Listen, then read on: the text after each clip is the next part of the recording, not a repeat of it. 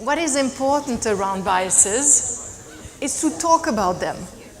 Because as we know, most of them are unintentional. And it's because we don't know differently. It's rarely that we wake up in the morning and just think like, I'm going to do this that will affect the other one. So it is important to have open conversation around it and approach it with curiosity.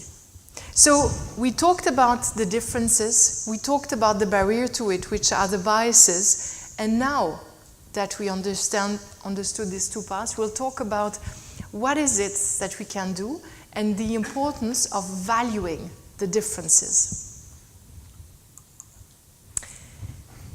It is about bringing people in. We've talked about the in and the out group, and this happens. Sometimes that's the nature and how it works. There are in and out groups, and I think it is the responsibility of the more in or the majority to bring as well the minority or the in group or the out group in.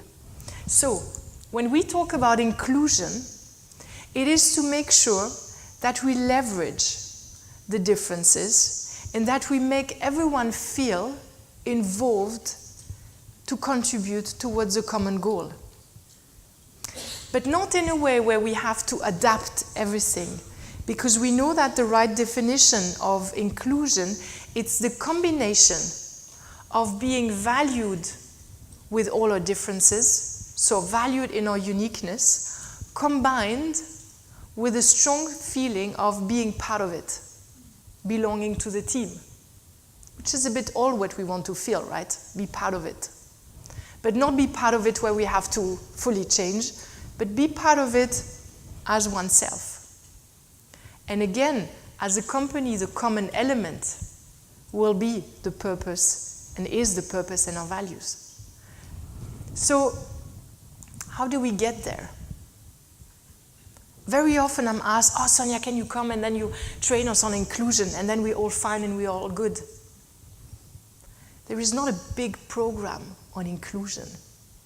That's the bad news. But the good news is inclusion, it's little things. Because what will make you feel included will be different to what will make you feel included. It's a bit like recognition. We are different. But the feeling of feeling included and the end result should be the same, which is this strong feeling of I'm part of it, I'm valued. And very often, you can strongly feel included or excluded in very important moments of time. For instance, at work, it's the first day of work. I was once working I did an internship in a company and it was in another country. So I was relatively young, I didn't know how things work. And I remember my manager spent the whole day with me.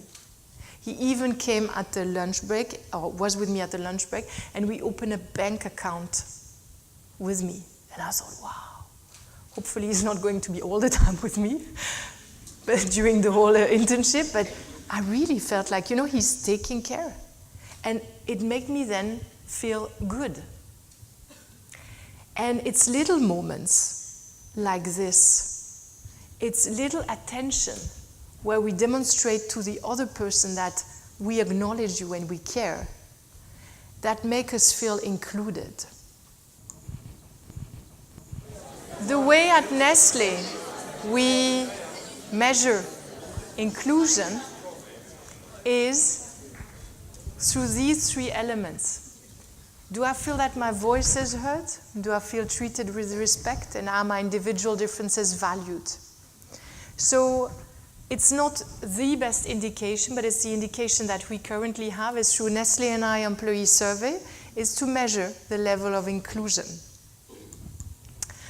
But when it comes to inclusion, and again, there is not the big thing, but there is one question, one very powerful question that we can ask ourselves. It's to ask ourselves, what impact does my behavior has on your behavior? easy question, but it's not something we tend to do all the time with the pressure, etc. So to reflect upon that at the end of the meeting, at the end of a conversation, at the end of the day, will all make us more inclusive, because it will reflect on us and make us have maybe conversation around our intention or the impact of our words. So, diversity and inclusion, it's about asking ourselves, how do I react to differences? And how does my behavior impact on your behavior? It's something that we need to do and to train every day. Because as we've seen in the last hours, it's not something that comes naturally. And this is why when we look at sometimes information or data with companies on diversity and inclusion, the progress is not that fast, because it's not one big initiative, but it's to continuously work on that.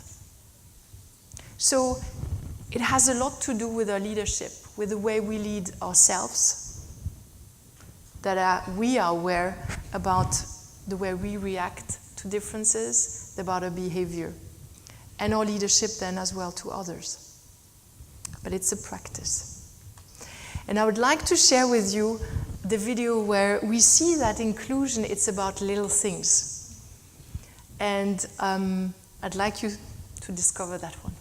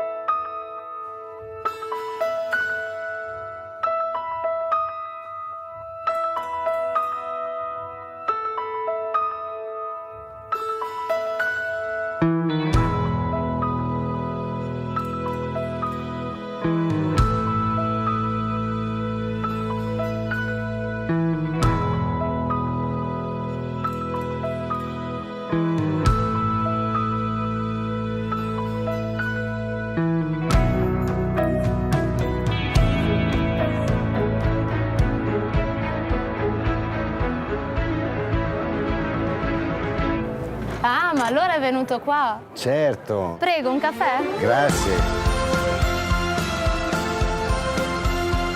Stanno bevendo il caffè. Ma è vero! Ciao, buongiorno. Ciao ragazzi!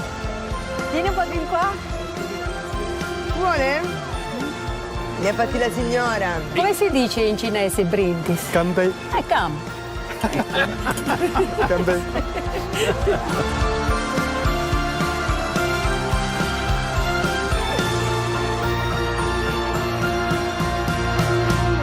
Quindi sei tu che mi fai tutto quel rumore ogni sera?